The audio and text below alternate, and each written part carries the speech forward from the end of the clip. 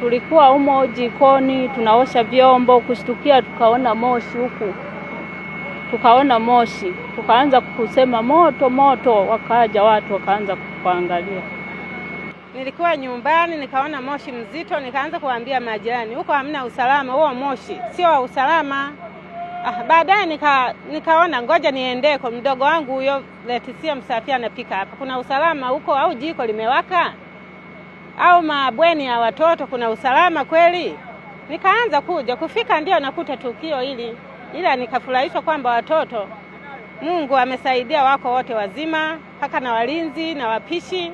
Tumewahi na magari yetu ya kutosha yapo hapa.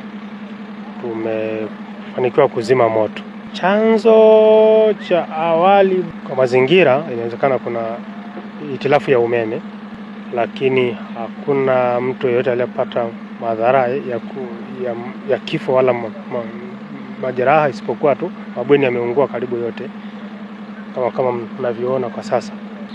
Pamoja na kuwa kuna mabweni, pia kuna store ya kuhifadhi vyakula. Ndani ya hiyo store kulikuwa na vyakula kama mahindi, mpunga, mchele, maharage, mafuta ya kupikia. Kwa hatua za awali ambazo zimefanyika, tumewasiliana na uongozi wa shule.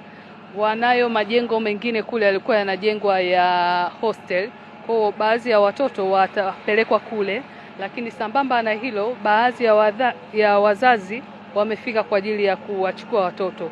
Lakini kadri siku zinavyoendelea, tunasubiri tathmini ya wenzetu wa zimamoto, tutaendelea kuona namna gani serikali tutaweza kushirikiana nao kuhakikisha watoto wetu wanakaa katika mazingira salama.